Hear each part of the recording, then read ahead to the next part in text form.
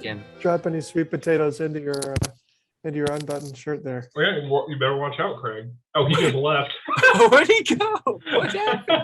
When you found out you were recording. He Yeah. probably hit the wrong button, I guess. He Yeah, said, I'm out. probably Do so. you think I get it? Oh, there we go. He's back. Oh, well. So wait, did we all agree that the skin was the best part? Or was that just, I think we did. Well, Craig left. yeah, I'm sorry, I accidentally rejected your recording. thought that might happen. Yeah. Not a big deal.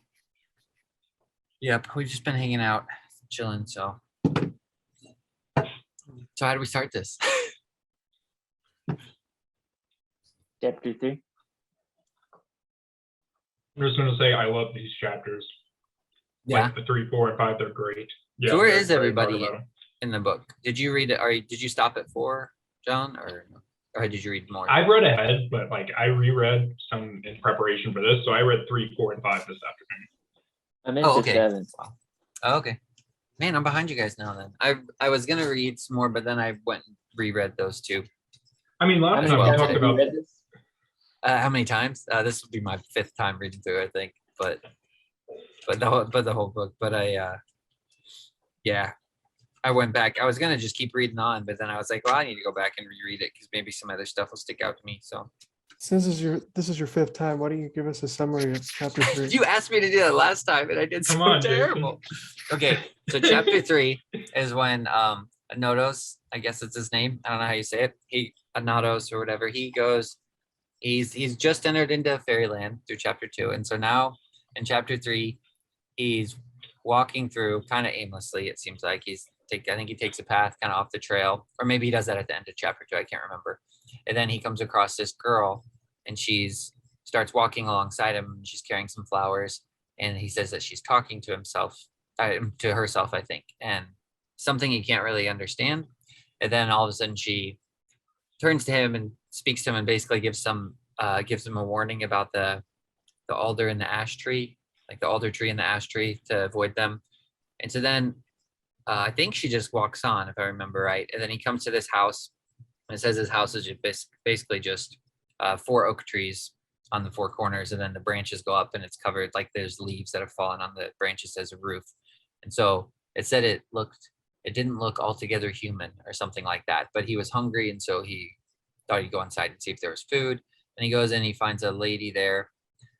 And so she's kind of introduces him, like brings him in the house. I don't know. I think she gives him some food, and then she tells him that he has fairy blood in him, or he couldn't have got that far. And then I remember she covers the window because it's either the alder tree or the ash tree is out there, like watching or something.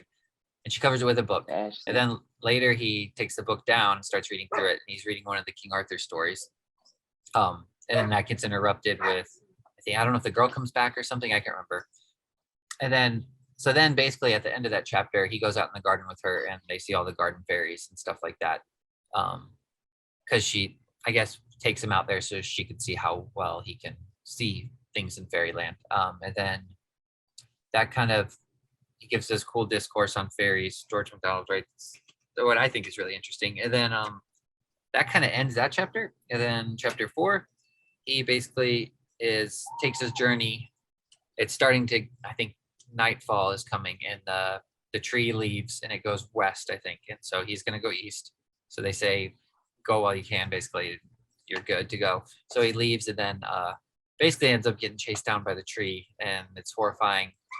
And then while he's like fleeing from it, I think a storm comes into, and then he flees from it, and then he runs and falls into the arms of a beech tree. And the beech tree is like this, says, I will love him because he is a man and I'm only a tree, or something like that. And he sees her as a woman though, and she's, yeah. So then it's just as weird. I don't really know how to describe it exactly. And then that it ends with that. Basically, I think he leaves at the end. He falls asleep in her arms. Basically, he makes I don't know if he makes a circle. What he does exactly? He cuts something from her. I don't know if it's some sort of like, yeah. It says that he cuts hair from her, and then he wakes up, and it sounds like there's a circle around him or something. And then he kisses the tree and leaves, and then that's it. I think, if I remember right, was that a better summary? That was great. All right. That was chapters 3 and 4, I think. Oh, was I only supposed to do 3? Sorry. No, it was just, Oh, okay, I don't. I That thought was we were gonna good. try to do both, but I guess we should have just done 3 first. no, that's perfect. 3's pretty hefty as well. So what stood out to you guys in 3?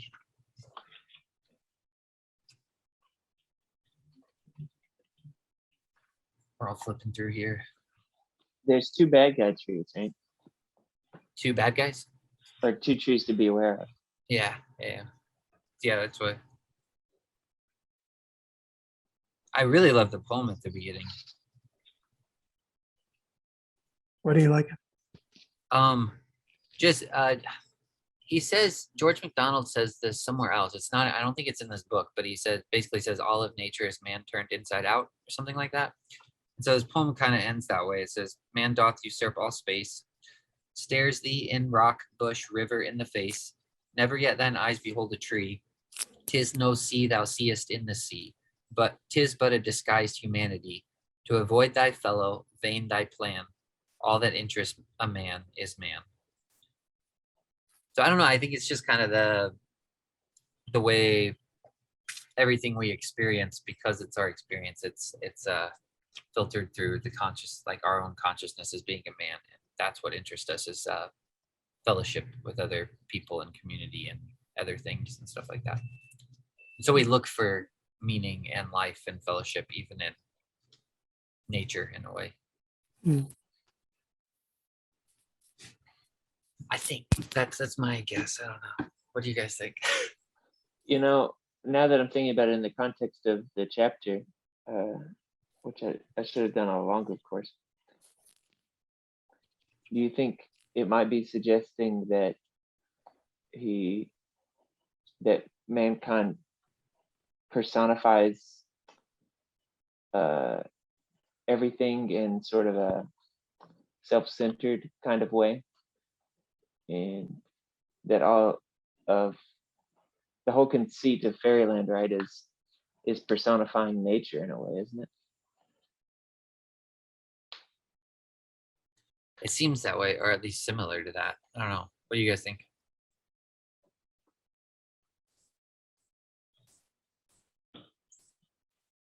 I wasn't picking that up, so I'm curious to hear you say more. Yeah, I'm with Craig. There's some thinking about it for the first time, but even when I saw that last line, I saw it as sort of a negative thing, and No. I don't know. Did you see? Were you seeing it in a positive light, Jason? Yeah, I was. Yeah. That's so funny because it seems self-centered to me, and now reading it again, I'm and of course I don't know how this story's going to end, so context is everything. But I'm thinking if all of this personification of nature ends up being sort of a vanity project. We're gonna get in the cage with the guy who read the book 5 times. Yeah, your mistake, Mitch. No, I don't know. I mean, I don't think I mean, even the first time I read it, I don't know that I read it in a bad way. I could see how you could, though, because you're saying like it's kind of a vain projection of yourself, or like a self-interest way of looking at things. But I kind of took it as like just almost the need for meaning in life. Like even if you go out in the woods, you're gonna find consciousness. Otherwise, it's just meaningless. Like then you're just sort of in, because it's not just sticks and brush and everything else. It's like there's more there than that. And if there's not, you're gonna find it somehow. It's like there has to be, because otherwise it's just materialism and it's just a clumsy wood. There's actually like some sort of essence in there. And so I think that's kind of how I took it, is like that. Even when you're looking at the sea, 'tis no sea thou seest in the sea.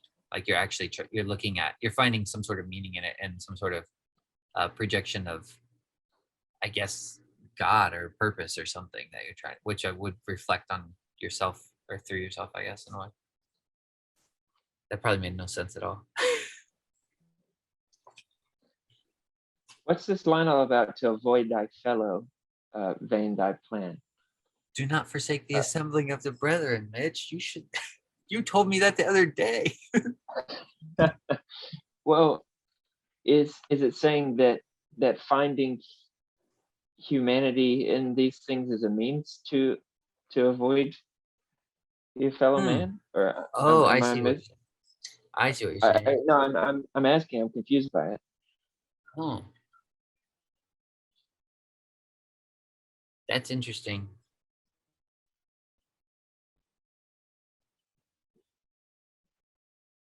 No, I mean that's a good question because I could see where it could definitely be read that way. Like it's vain to actually In that forsake. last, I'm really just shooting from the hip here, I promise. But uh the if all that interests a man is man, if that's really to say that all that interests a person is themselves, which may be a wrong reading of it, uh, then then all this vain imagining that's happening is truly like a means to escape my fellow man and to look inwardly and concentrate on myself. That strikes me in a bad way. But again, I still don't know that I I'm. see how you're reading it. So you're reading it as like all that interests a man is himself. And so I guess Yeah. what the way I was reading it was like all that interests mankind is mankind. Like my fellow brother is It what just might be truly the better interests way me. to read it. What? That really might be the better way to read it. I mean, I don't know. I guess you could read it either way. Because I think like what you're saying is definitely extreme caution to take. Like I don't think it'd be good to forsake community to go uh try to find it in strictly nature. Like I don't think ultimately that would be good for a person's soul.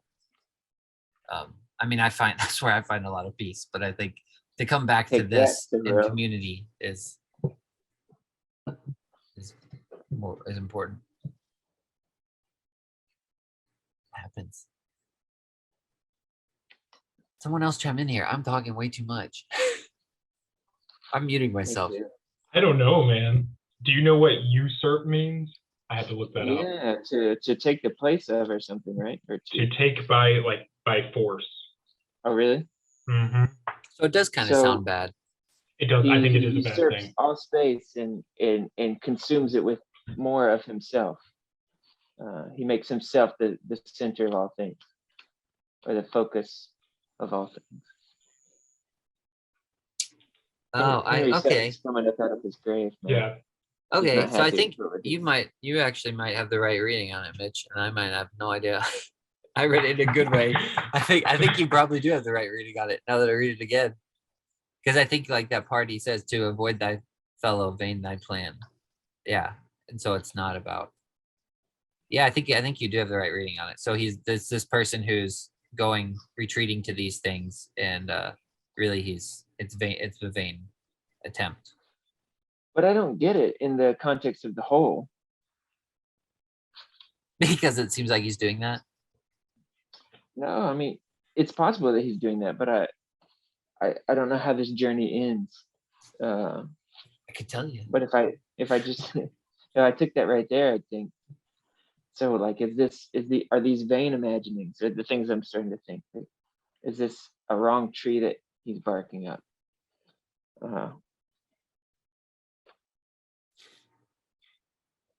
Going into fairyland, into this imaginary world. I mean, and just also, if our friend was telling this, we might think they were going a little off the nut. We might not, but we might worry about them if they were saying, I woke up and I entered into fairyland, and my dresser was starting to look like this, and my bed was starting to look like this, and there's a stream, and I followed it, and there's a country maiden, and then I saw a bunch of little people into flowers. So, anyways, I'm coming from an uninformed first three chapters perspective. I don't I'm think just gonna say that I've heard Jason say that whole thing several times over, so I think I'm kind of used to it at this point. I'm not So a good little- person to listen to. I don't know. I've seen little people in the flowers. Well, going through the wardrobe, for instance, is a good thing, and I know that by the end. And I might have even suspected that in the beginning because there wasn't a cryptic, poetic prologue to the chapters, that I remember in Narnia. Going from the ending, I don't necessarily think the ending has a big influence on this chapter. I mean, it's all kind of just the whole book is kind of just I mean, there's more meaning than that, but it is kind of a wandering through fairyland, and through an imaginal realm. Mhm. So I don't remember the ending necessarily having like, oh, I need to think back to chapter 3 of this.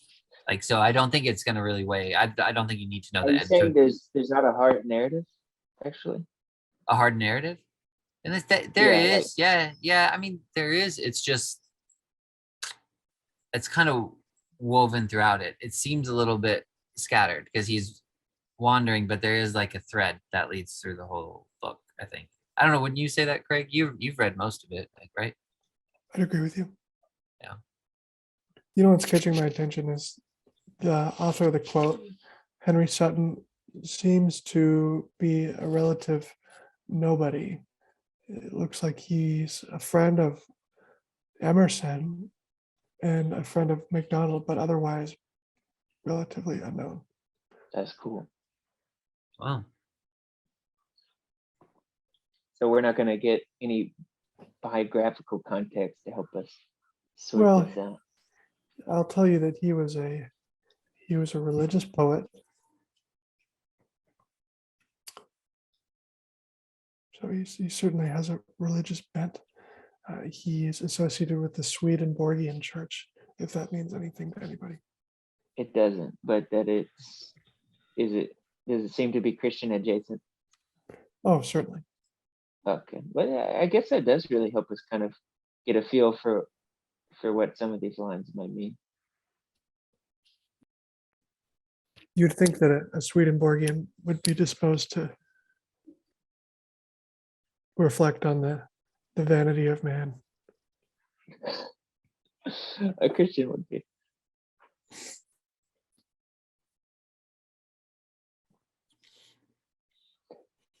So there's this bit, it seemed odd that the woman in the cottage takes this book to block the window. And perhaps that's strange. It wouldn't occur to me to block a window with a book, but I can't tell if that's how intentional that choice is, as opposed to just MacDonald's bad writing. And I say that if I just want to remind everybody that in the foreword by C.S. Lewis says, what a bad writer George MacDonald is. Yeah, I remember that. Yeah. And so everything I read now is tainted by my knowledge of what a bad writer he is. But it doesn't feel that way at all, does it? I've had that in the back of my mind since you mentioned it in the text. To me, it feels very beautiful. Yeah, I personally love his writing, but I don't know if that's probably a personal thing too, though. He does a lot of that weird Paul the Apostle type crap too, though, where I'll have a run-on sentence for like an entire paragraph, and I'm like, what are you doing here? But I enjoy it, maybe because I'm used to it too. I don't know, but yeah, I don't know about the book thing. What do you guys think about that? Looking for the exact quotation. What? I have a vague memory of that. What do you think it is, Craig? I don't have a position, but it catches my attention that the book is used as a shield, and that the book is also full of these Arthur stories, and it introduces this story with Galahad with the shining armor and Percival with the rusty armor, but it doesn't seem to develop it. Do we remember anything else meaningful about that story? I had the sense that it stopped abruptly, and it wasn't as if we actually saw the resolution to that story. There is it's a real story, like, you know it, Mitch, right? Because you're more familiar with those. Oh, you don't? No, I think if I remember right, I think it's a part where they're looking for the Holy Grail. So this isn't MacDonald's fan fiction of King Arthur. This is a genuine I know, yeah. canonical Arthur story. The rest of the book, probably, like, I think he's adapting his stories, is weaving in the Arthur story. But from this, what he's reading out of this book it's not like quote word for word or anything, but what I gather, because I have to find it again. I was just listening to it the other day, but it seems similar because I think they all go out on a quest looking for the Holy Grail together. Not together, sorry, all at once, because they're sitting in Arthur's court, and then they see this vision. Everybody, all the knights see a vision, and to most of them, the Holy Grail is in a cloud, and they can't see it clearly, except for I think it's Percival and Galahad, right? And Galahad, I think, is the only one that can see it clearly. And he said it looks like glorious, and he sees it. I think he sees it red, or it's a certain color. I can't remember. So basically, they all commit themselves and say, "We're going to commit the next year to find this Grail." Then King Arthur hears they did that, and he's like, "I wish you wouldn't have done that. Only Galahad should have done that because he's the only one that really saw it." So they all go out, and Percival ends up running into a lot of trials. And I think there's one point where it is this. It seems like he's pulling on that passage, because there's a part I remember where Percival, I think he encounters Galahad again in the woods, and Galahad basically saves him from a bunch of knights he's fighting, and then Galahad just kind of rides off and leaves him there. Well, And doesn't he meet a person? Oh, wait, are you still talking in the Arthur story? Or are you Yeah. talking back in? the Arthur Okay. story. Yeah. And I think there is a part too where, because he mentions here about Percival, I think encountering, does he say the ash tree? Let me see where it is when he's reading Because I it. think he thinks that he meets Percival, and it doesn't he? It's the alder tree. The alder tree where he meets. Yeah. Yep. So in the King Arthur story, he doesn't meet an alder tree, but he meets like a basically, I think, a temptress woman, sort of, that kind of steers him astray a little bit, and almost. So it's weird that he relates. He takes the Arthur story and he takes that woman from the story and calls her the alder tree. She will smother you with her web of hair. Which Yeah. the alder tree was one of the two trees that our main character is supposed to avoid as well. It's the alder And the she ash. sounds like a temptress when it talks about Mhm. smother you with her web of hair. That reminds you of like the temptress in Proverbs with the perfumed hair and what have you. I thought the same. Yeah. So it seems like, it does seem like he's summarize all that. That's my best knowledge that I can remember on the King Arthur story, but I know it seems like he's pulling on an actual story. And then he takes it and progresses it further and kind of interweaves it into his own story here. So maybe if we think that MacDonald is a good writer and he put the I think where Craig is going is that the book is in the window screening them for a reason, and we have to think of them as cautionary tales. Is that kind of where you're going, or no? I don't know that I'm going anywhere, but that caught my attention. Mhm. What is worth saying, I think probably we've all heard this in the Arthur stories. There's a motif where the authors of the story send the knights into the darkest part of the forest to look for the Grail. And then at the beginning of chapter 3, MacDonald says that Anados is entering into what appeared to be the darkest part of the forest. And I'm sure that's not an accident. A second midnight, I think he says, yeah. Yeah. He says that, Yeah. Yeah. That is, it's very interesting. Yeah, it doesn't seem like it's arbitrary either, because because then when you read further, it sounds like it's still daytime, but he leads into the story saying it's like going into a darker place. Yeah. This is like that part in movies where if the movie is riffing off another movie, they'll have one of their characters watching the movie on the TV. So like, just so you know, I'm not ripping this off. I'm nodding my head. Yeah. There you go. Yeah. So So what jumped out to you both?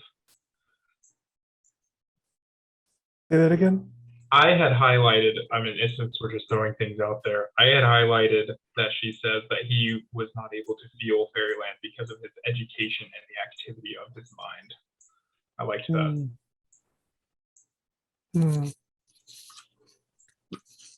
Let me.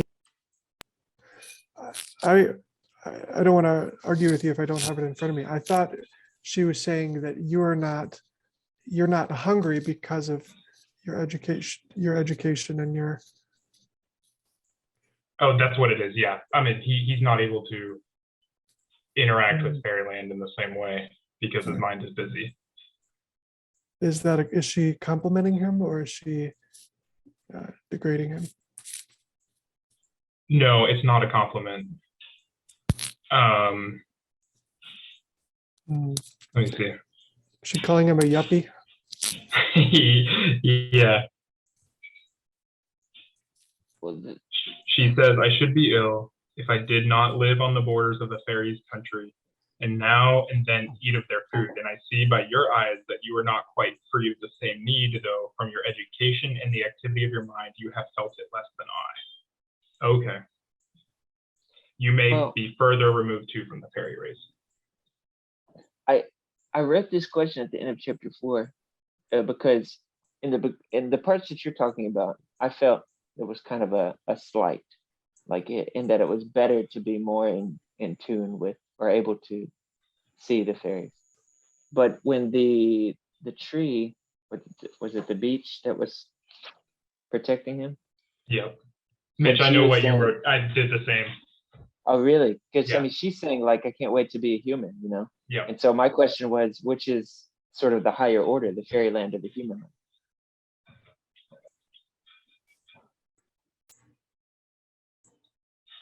To me, and I'm just going to stick to what we're talking about, it seems as if it's just the grass is greener on the other side, sort of a thing.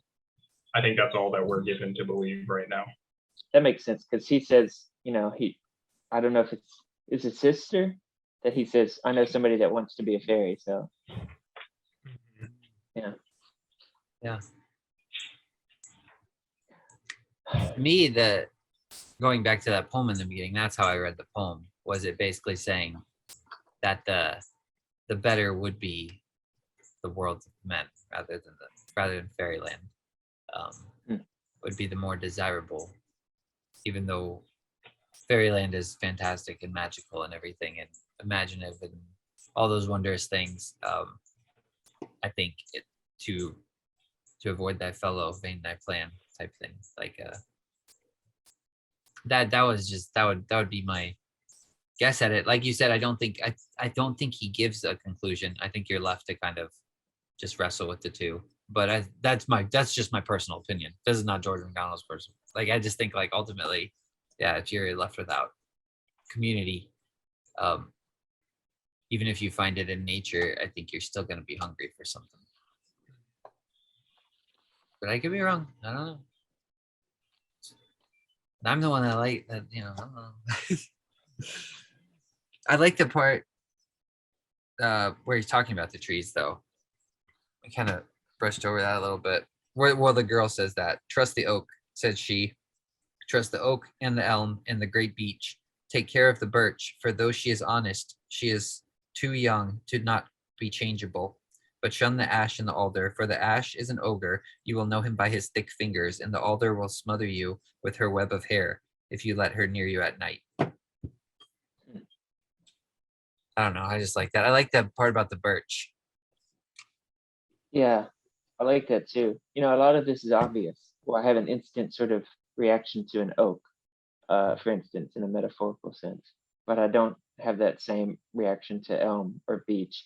Kind of fills in the blanks for me for birch, like you said, and kind of a little bit for an alder, a little bit less for an ash. So I'm kind of at a loss for some of what it might mean here. Are you familiar with those trees? Are any of you guys? Or, I'm not really either, other than oak maybe. and the birch, as I may have seen pictures of them, but I don't think looked we up have what them an either. alder and an ash looked like because those are the two bad ones, right? And I remember it saying, I couldn't find it in here, but I remember it saying it looked bluer than the rest of them. Yeah. But they both look like normal trees to me. Well, twice Honestly. he mentions the fingers of the ash, both when he sees the shadow and here in this first part. But I mean, I'm not filling in the blanks too good on what it's. I mean, That's when I possible. look up a picture of an ash tree, all the photos, I mean, it goes like out. That's the only thing that is noticeable to me. So I would probably take note of that if I was just out and I saw one.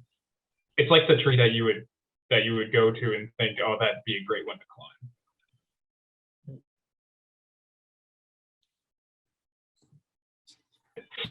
So, Craig, this oak tree is really speaking to me on a spiritual level, and I don't know how to peg it down. You're muted. I did an image search result for an oak tree, and that's what I found. Yeah.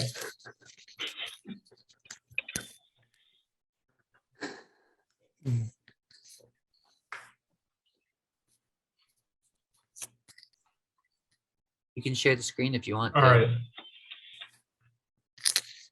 Here, let me Okay. share this one real quick. Because I have no idea what kind of tree this is, but when I was talking about the knobby fingers of the, what was that, the alder tree? Right. So this was at Craig's bachelor party weekend. This was this weird tree me and your brother saw. And your brother said, I bet a witch is buried under that tree. And this is my camera being all funky and doing this weird wavy thing, but that was a knobby tree. We thought it was, we figured it was probably cursed, but anyway. That looks like an evil tree, doesn't it? Yeah. So, a witch is buried. yeah. That's funny.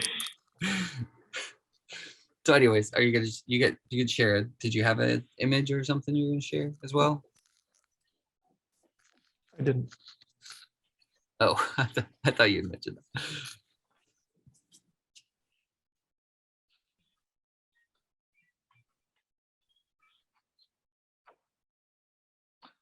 You know, they said whether all the flowers have fairies, I can't determine any more than I can be sure whether all men and women have souls. I have that highlighted too. My question was, can you determine if you yourself have a soul? And what are the determinants? And I couldn't come up with an answer. What do you mean by a soul? Exactly. I don't know. Does soul mean anything to any of you? And I could, when I was in Yeah. children's church, it was always described as mind, will, and emotion were always included in that. That's But good. I've come It's to, not a bad. yeah. I think I kind of agree with that, except emotion sometimes almost feels spiritual, not quite soulish to me. Soulish to me, I think more like your will, your almost a little bit mental to your mind, yeah. But This spiritual, is like, a totally new understanding to me because until this past year, actually, I had equated spirit and soul as the same, and until someone corrected me. oh, do you remember the character of the correction? It was when we were trying to parse out like sort of a three elements of a person, and you know, like mind, body, and soul. And they're like, you know, oh, soul and mind is kind of the same wheelhouse. I was like, really? I think of soul as like spirit. And they're like, no, something along those lines.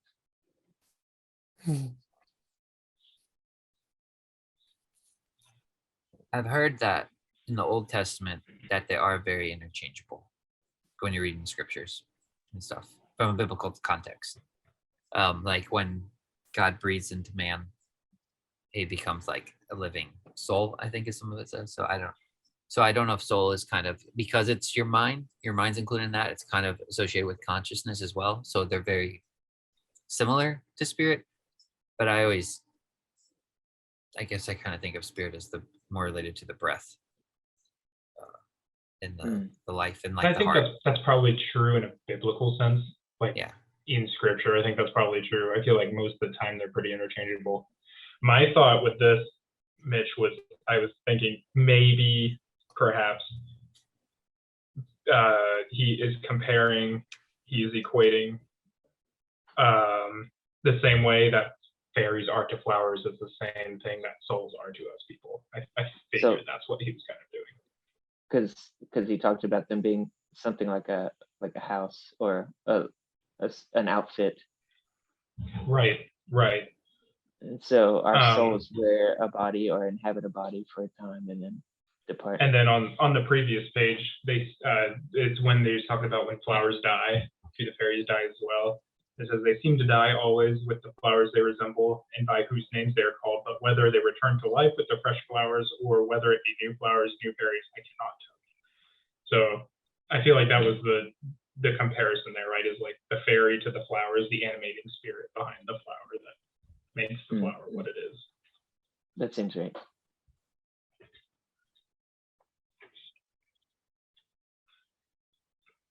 Right, Jason, the spirit of the flower. I'm beginning to understand all this that you've talked about. Like I'm understanding it now. I know, because I sound like a crazy man. Because for like a while now, I've been like, yeah, I believe in fairies. So I'm like, yeah, fairies are really. This is a fairies are must-read so book to understand Jason. to understand fairies. Yeah. So, well, I don't know that I ever necessarily did until I started reading this book, and then I was like, okay, now I definitely get it, and now I definitely see how that. Yeah, it makes more sense for me now to believe in fairies than to not believe in fairies. Honestly, if I'm being completely honest. And I read some other story the other day. What was it? I don't have the book on me. It was just a short story I read. It was kind of the same thing. This guy, basically, it sounded like it was some monk. I don't even remember his name. And this disciple came to him and wanted to be a disciple, but he was like, well, you need to perform. It was like an alchemist monk. And he was like, you need to perform basically some magic trick for me to follow you. Otherwise, I'm not going to waste my time. So he gives him this flower. He's like, destroy this flower and cause it to resurrect. I heard you can do that. And he's basically like, to think that I could destroy anything, you're kind of foolish. Like, because it's just the outer body, like the George MacDonald saying, it's like the real essence and the thing behind the flower that actually gives it shape and form is more real than the actual flower. Like you could throw the flower in the fire, but that doesn't mean but there's still going to be roses in the world. Like you're not actually destroying the idea or the actual true form or essence or the spirit or whatever you want to call it, the animating force of the actual rose. Even if you destroyed all the roses in the world, it still exists somewhere in the heavens and you could still imagine it and it would be there. Right. Does that idea translate to an individual sense? Like a person? Like a person? Well, I mean, it's like you can kill this person, but the idea of people goes on, right? But that person is right. No. Right? Because that's what the Bible says. Doesn't Jesus say that to his disciples? Do not fear who can kill the body, but fear him who can destroy both body and soul of hell. Right? So you can kill a person, but you're not really killing them necessarily. I mean, you're killing their body in a sense, I guess. I mean, at least that's what I hope. That's what I believe. I mean, I guess I can't prove it. I'm no scientist. I mean, we could try it. You want to try be it? a scientist. There's a movie called Judas and the Black Messiah. And the main character says, you can kill a revolutionary, but you can't kill a revolution. Yeah, but it stinks when the revolutionary is killed, right? Because he's one in a zillion. Right. And the revolution is the soul. It's the animating essential force. That's exactly what I'm trying to ask is even though you might even say the greater thing continues on, doesn't it matter that the individual thing does not? Of course, can you give an example of like that's where that would ever be? I'm pointing to killing where Craig is in my box. Oh, he's down here for me. No, because if you kill the revolutionary, for me. you don't kill the revolution. So I think the answer to that would be no. But it does. I'd say okay, a rose is destroyed. Thank goodness roses go on living. A revolutionary is destroyed. Thank goodness revolution goes on. But what about the rose, individual revolutionary? I would think it matters. I would think ultimately I would think it matters because it matters. Because the rose that's relatable to you that's in your hand is gone, you know. I would say ultimately there's still more roses in the world you can't actually destroy, but I think it still matters. I mean, I wouldn't say it just doesn't matter at all. And it could matter one way or the other because the terms with the revolutionary person, if he's a martyr, then it might actually make the revolutionary spirit even greater. You know, people would come to the cause even more and rally around it even more, but it still would suck if that person was your brother or something. Like, so it still matters, I think, especially in a very individual sense.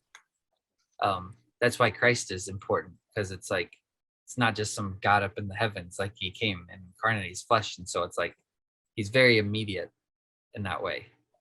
He's in your story. Like he's not just some idea floating up in the heavens sort of thing. I think that's why, to me, that's why I feel like there's such an emphasis in Christianity on the physicality of the incarnation of God in the flesh, because it's like, otherwise it's just some lofty idea that's not immediate and not something you can really commune with. Right. Yeah. Because if you fall in love with the animating spirit or the idea of something, right, without falling in love with the actual thing, like if you fell in love with a lofty God that isn't a part of your story, if you fall in love with the idea of a rose, then you wouldn't really miss the rose when the rose is gone, because you're not in love with that rose, you're in love with the idea of it.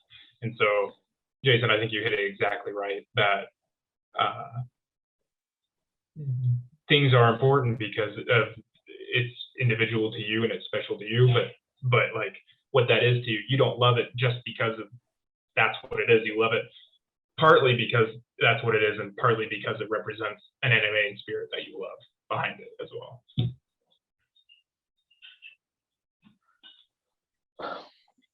You know, it's funny. I'm not gonna be able to finish this thought, unfortunately. Do it. But you really do get the idea that an idea, or it's worthwhile to sacrifice an individual for an idea, but at the same time, here's where I'm gonna be able to finish.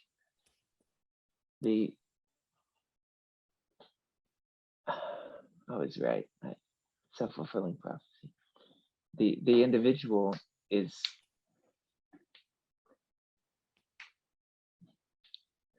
I don't know. At some point, it feels like the individuals that the idea was meant to affect are expendable, and the idea trumps even a person or people. I wasn't able to finish it, so I cobbled something together, but I mean, maybe that's true in terms of like a revolution and a revolutionary, but I think in terms of like fairies and the animating spirit, that's not necessarily the case. I don't think we're thinking in terms of expendability, or like we have to sacrifice one or the other, right? No, I mean, I kind of get what you're saying though. Like if I'm But I do, sitting yeah. up if I'm sitting up in the heavens, people are expendable because they just become like insects. That's what I'm saying. Where I think it is important. The immediate, like you're talking about, the individual is actually important, and that's what you lose if you're just sitting up in the heavens. If I'm president of the United States, the further high up I sit, the people are less. They're just people I rule over, and then they're almost expendable. I can send the military out, and I'm not saying every president's like that. I'm just saying I can further remove myself through layers of orders. Like I send this order down to this order down, and then it keeps going. And then the soldier who dies in the pit, he's like the person who's sitting next to him in the war is the one that really feels the effect of that person dying. I don't know who that guy is. It never bothers me. He's expendable. It's the war he's fighting in. I've never met the guy. this gets pretty circular, because if I'm saving Private Ryan, I'm saving him, but I'm saving him because of the idea that it represents, that every individual matters. And so I throw individuals at this issue, like into the fire to prove this point that every individual matters. That's Kind of interesting. funny. But if you think of the 90, if you leave the 99 to go get the one, and you're going to get this sheep, because ultimately, there comes a point where sacrifice is no longer part of the equation, or where loss or death is no longer part of the equation. And so we're only expending ourselves or others at the bottom level to the end of going through that gate into that greener pasture, and finally like getting all of the individual sheep, home safe. This is totally a rabbit trail, but Wait, yeah, what, it just got me thinking of what do you mean by that? Can you say more? We're only expending us at the bottom level? What do you mean But by yeah, No, talk like- more about the levels. it. So we've talked here and there about distinction between life as we know it and afterlife as we don't yet know it. And if there's a clear divide there, it seems like that there's a level in which here we're trained to expend things for there. But ultimately, I haven't lost any of the, Jesus prayed, I haven't lost any of the ones that you gave me. He prayed, I've got them all, and he talks about going to get the one sheep, and leaving the 99 to do it. And there's this huge emphasis on the individual, but there's also all this like, don't count your life as so precious, because there seems to be a next level. This really goofball terms that I'm using, but in an afterlife, right? There seems to be something else where you're expending so that you're not expended, or the individual is discounted so that one day it may be counted. This is a total rabbit trail. I don't know where we're at in Phantastes anymore. No, I Well- like this. I like this trail though. Go ahead, Greg. Sorry. I'm going to say something that I won't be able to finish, and I just have to, because I feel like you're blowing up my map, and I'm compelled. We have different lenses that we apply at different levels of resolution. Example: if you want to understand chemistry, you talk in terms of electron bonds, and you talk about atoms and molecules. If I was to describe, let's say where we show up at a crime scene and you want to know what happens, I'm not going to tell you a story about, electron, there's a murder. I'm not going to tell you about electron bonds splitting. Right? It's the wrong level of resolution, because you could describe that whole situation completely in terms of a molecular description, but it's not, there's no utility in it. And so because of that, because it doesn't capture all the complexity at that higher level of, people interacting, and, you could say, the decisions that these people were making in this crime scene were, it's not consciousness or free will. It's just, the motion of atoms in their brain, and it tells you nothing. Although you could say it's complete, it's not. So we have different lenses, and it sounded like what you were describing about Private Ryan is, we believe at one level we have a lens that says an individual has sacred and limitless value, and so in order to, we kind of elevate that lens at the expense of a lower lens. Is this a totally irrelevant thing to say? No, that makes sense.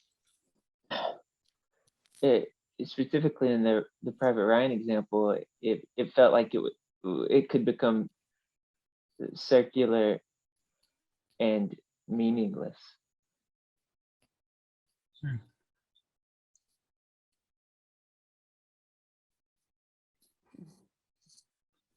Although I'm not sure I totally agree with what you're saying about different scenarios call for different mode of Well, it's like this. It's like the situation of the 1 and the 100. There are certain situations you're presented with where you have to do something that is paradoxical because of the fact that one lens is subordinate to another one. you have to risk the other 99 for the sake of the one out of, there's kind of a supervening lens or a supervening principle. Like And the what like. Yeah. Sorry. Go ahead. No, go ahead. Oh, I was just gonna. So you mean kind of this the supervening principle might just be like the narrative compassion or something. Like this is just what we do as people.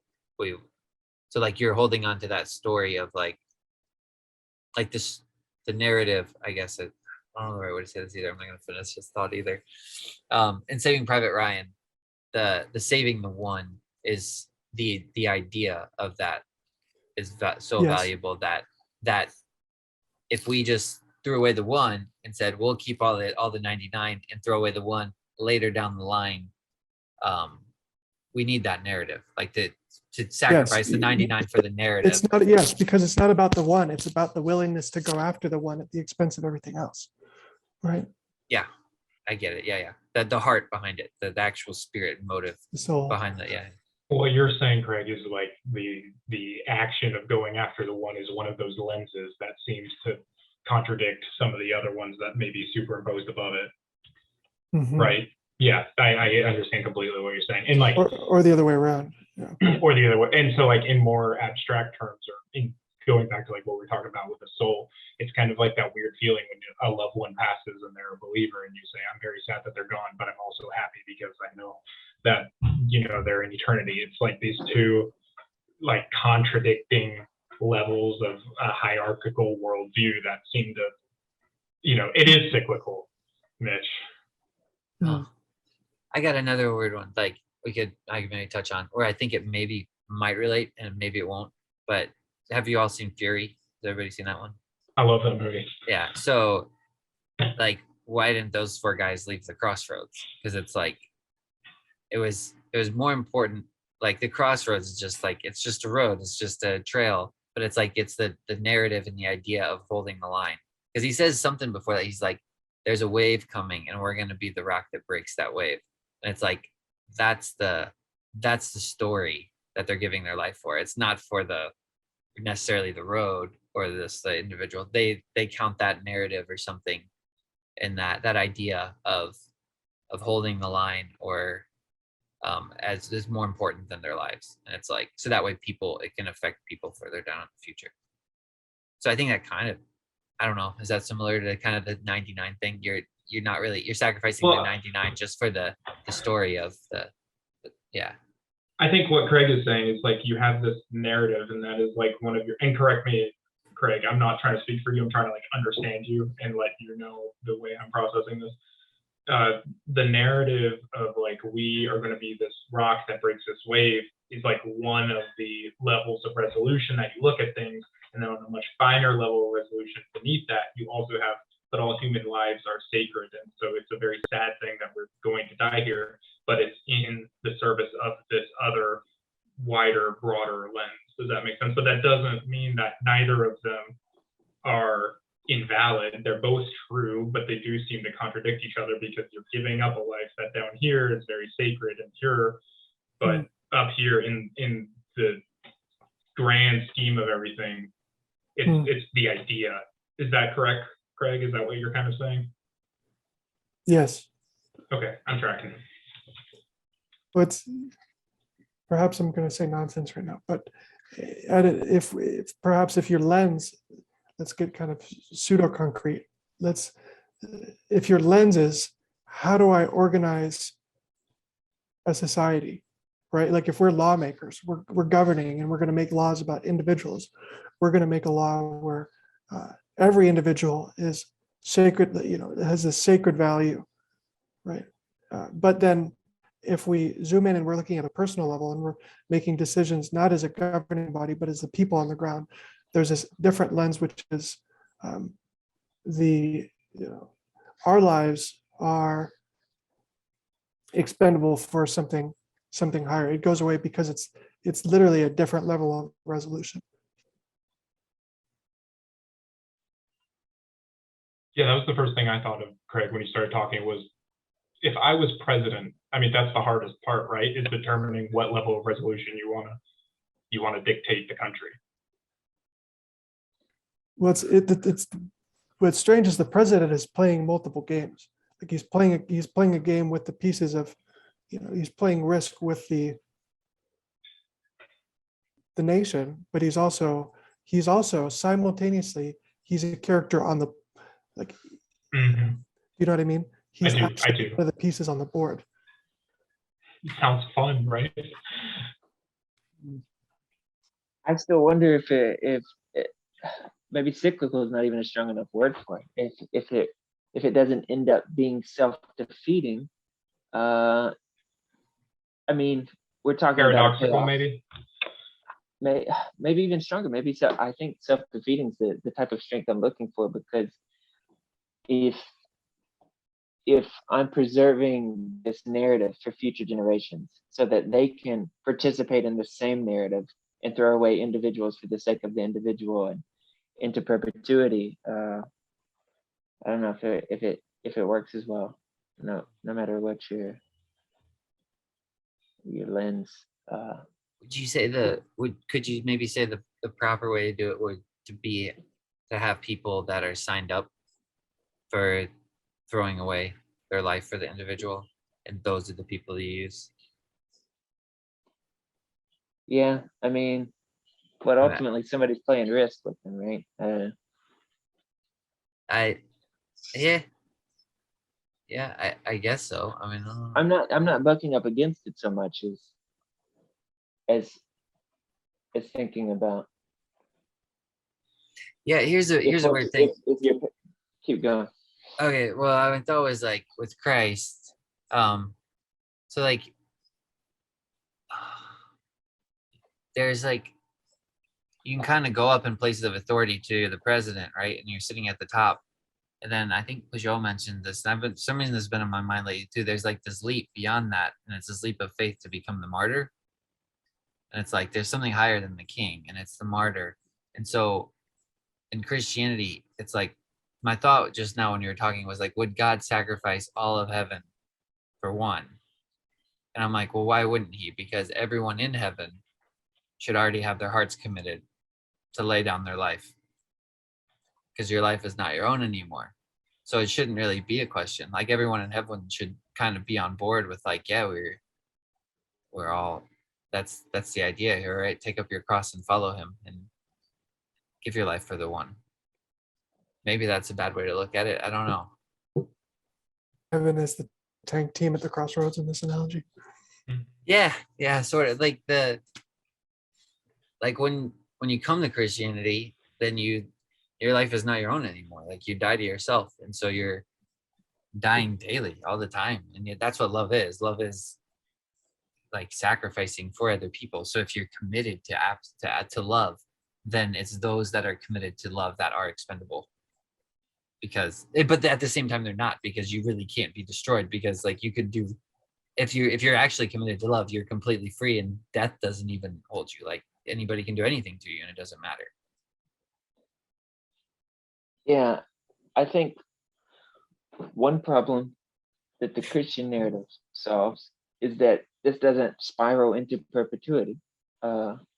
It's not just a never-ending cycle of the noble person going on the trash heap for the next noble person, who goes on the trash heap for the next noble person in the wake of the wicked.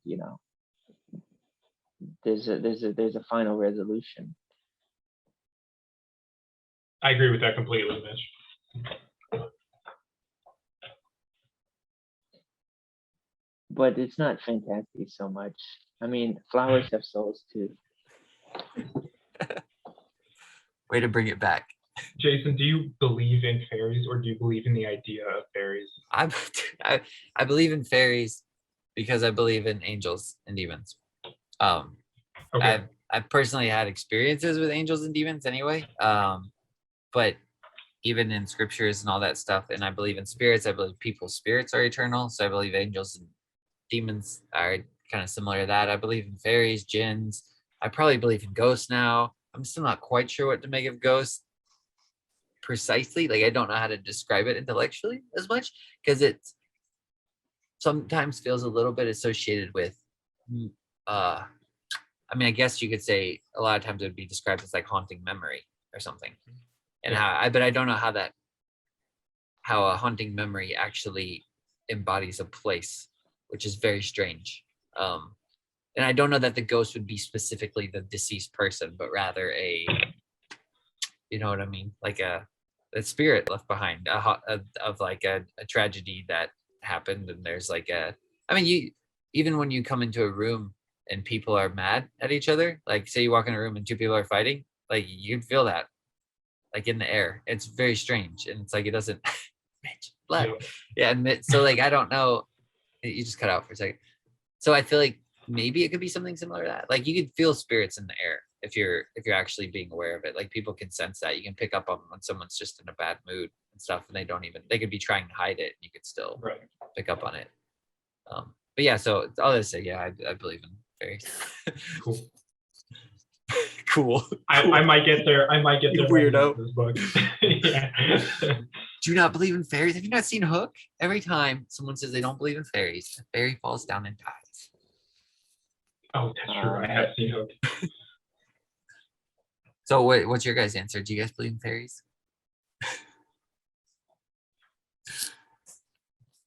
Craig, I you got- could go so far as to say animating spirits. is that what If- he's kind of getting at though, or no?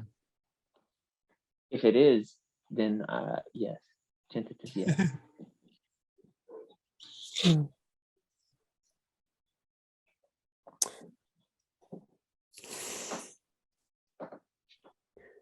All right, so back to the book. Is Pocket a cat? Pocket is a fairy Yeah, Pocket's Okay. the fairy that dies. that killed Where the. does the cat come from? It's just the lady's cat, I think. It just darts through the Yeah. garden. Oh, okay. Something I to will- say, something to ask about spirits or ghosts or fairies. If I walk into a room and the three of you have been fighting and you suddenly, you stopped just a second ago, and I'm not conscious of it, but I detect in your facial expression, your body language, and the displacement of the furniture, something signals to me that there's something going on in the room that I'm not conscious of. There's all these micro perceptions that add up to a sensation, and we call something like that a spirit, or we could call it a demon, or we could call it, etc. So there's these things that are on the edge of conscious perception, and we give it one name instead of, because we can't give a name to everything. Like if I had to tell you, why do I think that you've been fighting, there's 1,000 reasons that are not articulate. They're not quite conscious. And so in that sense, it seems very justified to believe in something like a spirit, because what else do you call that? I don't know that we have a better word. Well, that's even how this book started out, right? Was he was drifting in and out of sleep at the very edge of consciousness. Hmm. It's like the bit that's on the fringe there that you can't really put a name to, nor can you describe. Yes. Yeah, I like that thought. Might say a vibe. I mean, there's it's not a lack of words. I mean, because even if we say like there's a spirit of anger in this room, probably we realize that we're not talking about a personality that's wreaking havoc. We're talking about a vibe or a sense of something amiss. I think in that scenario, yes. But I would say ultimately that transcends that and scales up. Like there's a spirit of anger I could engage with, or I could manifest, or it could come out of my my inner self. But then there's also, it exists. Like it doesn't have to be associated with me. Like it's still there. There's still a spirit of anger that anybody can engage with, and it can affect anybody. And then the more, I mean, I used to do that a lot. If I would let go of my temper, it seemed like I was more likely to, it's like a cycle, and it's like a communion with that spirit or something. I'm like willing to engage in the spirit of anger by like punching a wall or something. And then the next time I'm more likely to lash out because I've already engaged with that spirit. And you could say it's like I don't know, it's just weird. I don't want to reduce it to just that one example or that one definition though either, like to where it's Well, just sorry, go ahead. No, I agree with you because it's a pattern, and you use the example of the spirit of anger, which might embody you, but it might also embody me. And we have this pattern recognition machinery that detects it in both places, and we could call it the pattern of anger, or maybe that's not a very sophisticated example, but you could call it a pattern. But it doesn't do any reducing. It's tempting to feel like it reduces it, so you shouldn't call it the spirit anymore, but it's still, we don't have any sense of how that pattern recognition actually works. Do you know what I mean? It's sub articulate. Mhm. Well, supposing if it's so that we don't know how it works, supposing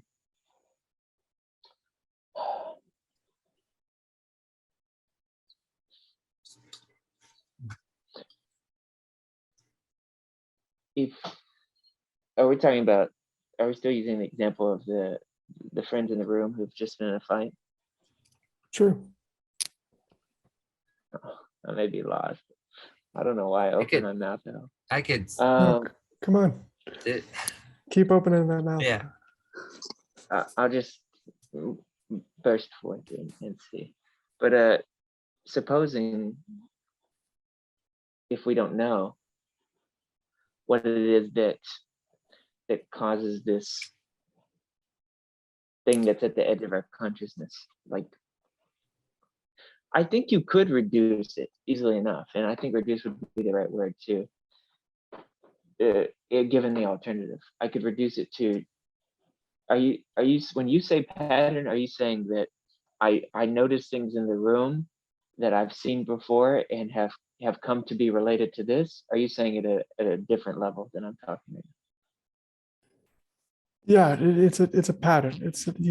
You have vibrations in some medium that are hitting your sense organs, and you say, "Oh, this is the same as a different time that the But it's wiggles." not just because I noticed Jason has a furrowed brow and that so and so their face is red. That's not what you're talking about. You're talking about something that exists beyond a sensory level, or Well, a sensory level in the way that we can live. I would. There's something bizarre about it that's not reducible, because you see furrowed brow. What you're saying is you see eyes. There's a geometry that's happening, and how do I put this? Like, there's an absurdity that you can't reduce, because there's this infinite bath of. I'm having deja vu seriously right now. Stop me if there's this bath of wiggles hitting your eyeballs and in your ears, and you detect it, and it's infinite. Like, there's an infinite amount of information, and you say, "Oh, I've seen this before," and like, how the hell could you have seen it before? Do you know what I mean? It's because there's this I saw it yesterday when my well, dad was right, but what about it is the same? Like, there's this tornado of the shape. you're able to identify, right, but it doesn't mean that we know how we're capable of doing that. There's some magic going on that is not reducible, I think. And the thing is, it's not just that it's not instantly articulate, because like the fact that we can all sit here and we can talk about what we already know and figure out things that we didn't know. We can discover things just by talking to ourselves. I mean, tells us that there's like anything we know is embedded in things that we don't know. You see what I'm saying? It's super cool. Have you seen the movie Boyhood? No, say more. There's a great scene where the protagonist boy goes to stay with his dad for the weekend, and he's sleeping on his couch because his dad's not prepared for kids to be there, and his dad's on the other couch, just staying in the same room as him. And he says, Dad, is there such thing as magic? And he's like, wow, you think about whales, they're shooting sonar across the ocean to communicate with each other. And he goes on this long monologue. And he's like, yeah, but there's nothing like fairies or leprechauns, right? He's like, no, I'm sorry, sound is no such thing as magic. It's like the same kind of thing. No, yeah, I think there's something there. So what if we're just we can't put our finger on what it is that's causing us to recognize this pattern. So we might call it a spirit, though we might even say that it is a personality, that's behind this. Well, I think that's appropriate. Yeah. It Yeah. seems anthropomorphic in a lot of cases. Yeah. I might have to look that word up. Can you describe that? It seems feel like it- human-like. Okay. Yeah. Like these things, these patterns, they have the character of something with a personality. Yeah. Uh-huh. Like this is like what the problem with when you, like if we were to talk about, some people I think about God as if he's like a fluid, like they have this kind of imagery that he's everywhere, all pervading, and like you don't want to think of whatever it is, you don't want to think of it as a fluid.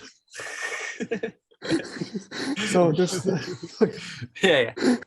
like because so in our experience, the highest thing we see in our experience is human. So it makes sense to whatever is higher to make it human Yeah. as well. Yeah. I give it, because it has personality traits. It has characteristics, and that's what a nature is. That's what a name is, right? If you're naming something, all that interests man is man. So you're gonna quote it. Yeah. Exactly. Yeah. I was thinking when you were talking, Mitch, that like in the scriptures, it's often spirit is interchangeable with the word wind or breath. And so I was thinking, like, it seems like it's when you go out in the trees and the wind starts blowing, it's like that's a physical representation of kind of what you could maybe say spirit is, and that it's like it's an invisible animating force or something, or driving force. Like the spirit of anger, I think, would be kind of similar. Like it's an invisible force that you can engage in that would animate you in that way, or fear or something. But like I said, I think it's patterns as well. I don't want to reduce it to that. And I think it is, think the more, I just keep leaning more and more to like, just say, screw it. I'm just going to make that leap and just like forget it intellectually and just be like, because you could wake up and see something like what was like a figure at the end of your bed and be terrified. And it's like, why does that happen? Like, what the heck is that? Or you're in that state John was talking about where you're coming out of sleep, and it's like, it could be your mind projecting something, or it could be like, who knows why. The other thing that's weird is like that people will see the same stuff and see the same figures and see the, like, mine and John's cousin Jonah was telling me he would see this creature night after night. This lady was coming and smearing her face on his window while he was trying to sleep as a child, and she had like no lips, and it was just like these teeth, and like it sounded horrifying. And then he gets to college and starts telling a friend about it, and he's like, I saw that same lady like when I was younger too. And it's like, how does that happen? Like it's just, you could say it comes from some weird collective subconscious of man or something too, or it's literally so here's another example. I was talking to it was last night. Friend Evan, he's a pastor at a church, and he was saying how like he was over in, I think, Ireland, and he said they were praying, and he saw these, while they were praying in this area, he saw like these dark figures, and he's involved in the prophetic, so he's more sensitive to that stuff. I don't think he would say I physically saw him. I think he would say more like I felt like, and then you kind of get outlines through feelings or something. Like you could kind of like if you feel someone looking at you behind you or something, like, and then you turn and there's someone there, and you're like, oh, I felt that person there. It'd be kind of something maybe similar to that. He felt like a weird presence around him, and he could describe it as like dark figures.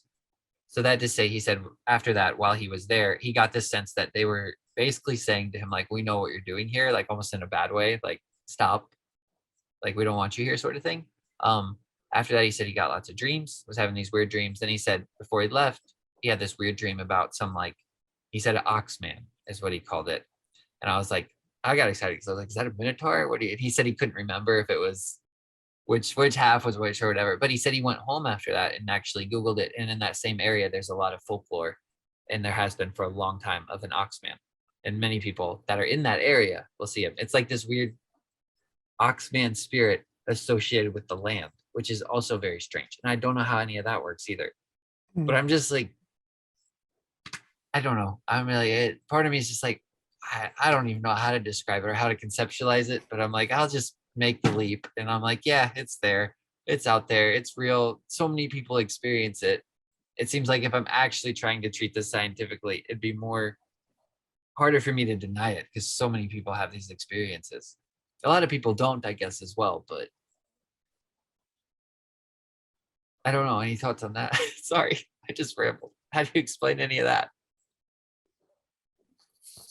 I've heard of a similar one with a bunch of children during, in a place around a time that we're seeing this kind of hairy man in, either in dreams where people would feel like they saw him at the window or things like this. Is this sleep paralysis? I don't know. Is that what you're talking about? Sleep That's paralysis is Bigfoot, another one where people has that happened to you, Mitch? No, thankfully, not in any serious way. What about you, John? Anybody had sleep paralysis here? No, never. Oh, I don't want it to. It No, sounds like one of the worst things ever. yeah, I don't want to either. Trey has though. Like Trey, Has he really? yeah, he said he saw that figure, and so has Jonah. Jonah said he had sleep paralysis before, and he was like, yeah, I saw the critter. Yeah, like Really? everybody sees Trey the critter. and Jonah have? Yeah, and That's everybody like it crazy. seems like almost everybody that has sleep paralysis almost sees the same creature or something similar to that creature, and I'm like, I don't know what that means at all. Sandman. Yeah, it'd just be weird if like you wake up and you can't move, and so your mind's trying to make sense of it, and so you project this image and you come up with this. Say it's just your imagination, then it's like, why does everybody see the same thing? Is what's very strange. Yes. Like, why Well, would, go ahead. it's like the ayahuasca experiences or DMT experiences where people see these elf creatures, the machine elves. Say more about that. I don't know anything about that. An elf machine elves. Well, I'm there's- interested now. I believe in fairies. Well, there's these overwhelming amount of people who have these DMT experiences will report experiences where they saw these beings. They came in contact with these godlike beings who spoke to them, revealed some kind of wisdom, and they describe them, and they all have, if you look at all these stories, there's just remarkable similarities in the quality of the experience, and so you have to you have to account for that somehow. It doesn't seem to have any explanation. So you might ask, are the machine elves in the DMT experiences real? Especially given that the people having these experiences say, I felt like that was real and this was fake. I don't know what to make of that at all.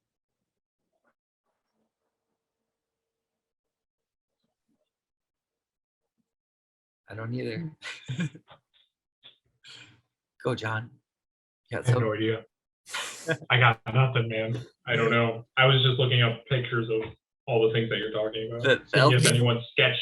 Yeah, share the like screen. the You got a elf. picture? I couldn't find any good ones. Oh, I was trying to find out what the critter looks like as well. look at Because I've that. only ever heard descriptions. Hmm. Yeah, I All could I not know- find the elf. Is that chapter 4 made me really want to go camping You did? Hmm. The scary big one? time. Just his details, about the woods, sort of the marshy kind of moist ground, roots and bugs. Yeah, Yeah. makes it nostalgia. Man, I love this book. So much in here. Why do you guys think trees are the major players here? So like in Lord of the Rings, other than their age, right? In Lord of the Rings, they're like the wise ones. I would say it's because they're like the people of nature.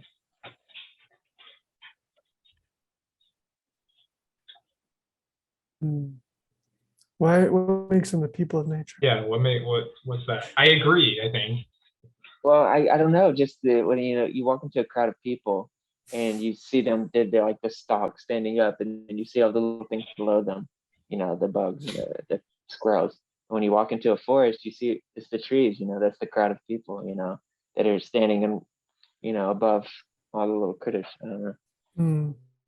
They're the most personifiable. And so this guy who's trying to make everything about man Hmm. has found the man in nature. Let me ask you a question. When you said that the trees are the people of nature, did you know why until you started saying it? No, I guess not. No. I mean, no. Well, I mean, it just seemed visually right. That was the extent of it. Hmm. He I says, think you're in, right. oh, sorry, go ahead. No. Oh, I was I just just- saying, in chapter 4, he says, all this time I went on through the wood. I was haunted with the feeling that other shapes, more like my own size and mean, were moving about at a little distance on all sides of me, but as yet I could discern none of them, although the moon was high enough to send a great many of her rays down between the trees, and these rays were unusually bright and sight-giving, notwithstanding she was only a half moon. I constantly imagined, however, that forms were visible in all directions except that to which my gaze was turned, and that they only became visible or resolved themselves into other woodland shapes the moment my looks were directed towards them. However this may seem, except for the feeling of presence, the wood seemed utterly bare and of anything like human companionship. I don't know. I thought that was the part. I think it was that part, and then a little bit later, I think he says like he gets this feeling like there's a presence or like a person presence around him or something like that. A person present. So I didn't know if that was kind of what you were saying. Like it's like we even in that we'll project the human image onto these things, and then when we look closer at it, we're like it becomes a tree, and we're like, oh, like especially when you're walking through Yeah. at night and things are obscure. What else is odd now that you're mentioning it is that he puts the fairies inside the flowers, but the trees are actually like he personifies the actual structure, like the branches that have the hands, the gnarled hands, and the hair is kind of like the foliage and the boughs. He calls them outer bodies. Okay. Like what does he say? I may as well mention here, or when he's talking about the flowers seem a sort of house for them, or outer bodies, which they can put offer on when they please. Yeah, the flowers, right? Yeah. Yeah, but not the trees, to your point. The trees have, it's more like the structure themselves are personified rather than being a house. I see. Okay. Yeah. Jonathan or Jason, would you say that the flowers are garments of skins to the fairies? Yeah, it seems that way. It seems that except he says that they can leave them whenever they want. So you could maybe say more like a tent. I would say garments of skin, except like we can't really leave these, or at least I don't know how to leave this body and come back whenever I want to. Why is the body a garment of skin? The body? Oh, I don't know. That's a good question. Wasn't that what you just said? Yeah, I guess. I mean, that's a good question. I definitely was saying that, but I never. It's good for you to ask that. I personally, I guess, would have thought so because, it's referred to as a tent and as a tabernacle in the scripture, and it says, and Peter says, like, I know that I'll soon put off this tent. Like it's kind of, that's just it's a shell basically. Like it's a there's a movie, I think it was kind of the same thing. It's called Ghost in a Shell. Scarlett Johansson, I think they were kind of doing the same thing where it's like it's just a body for your consciousness to inhabit or something. It's a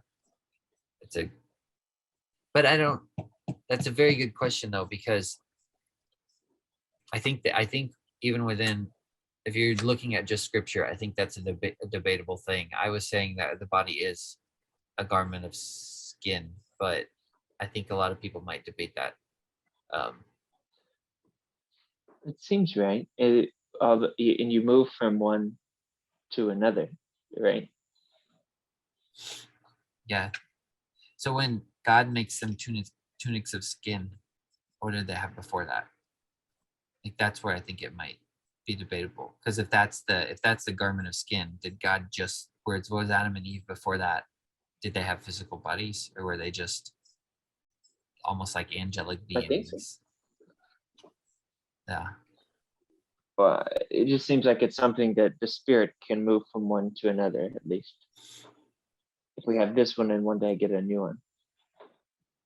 Mhm.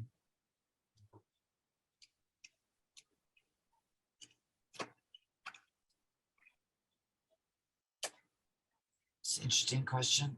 Yes. Well, when you say garments of skin, what I imagine is a naked person wearing an animal fur. Yeah. Is that what you imagine? Yeah. Same thing. Yeah. So the Oh, I In thought you were talking scripture, about the physical body. yeah, I was too. Yeah, I'm talking about all of it. Yeah, it's a protection from the elements. So to me, I guess why I was saying that is because in the Genesis story, when God gives them tunics of skin, I take that to read it's your flesh. He clothes you with your skin and your sinews. Like it says in Job, he says, He has clothed me with skin and flesh. He has knit me together with joints and sinews. And then it goes from there. Then when I was always taught before that it was that God killed these animals and then gave them the skins, which I think you could read it that way as well, because you're just heaping on things to cover yourself with. And this body, you can do that the same way with your body. You can add fatness to your body to further cover yourself from other things. You can engage in fleshly pleasures. Sorry, that was hard to say. To suppress, I guess, things you don't want to deal with. So you can use your body as a garment of skin in that way, as a covering. You just keep throwing more on it to just keep covering yourself and just keep suppressing what's meaningful in life by just engaging in what's not meaningful. Your what your flesh wants over what your heart really wants or something. So to me, I think saying all that to say I kind of take it all the way down to your skin is a garment of skin, and then it's also like a coat, an animal skin coat, a tent, a house, any technology is a garment of skin.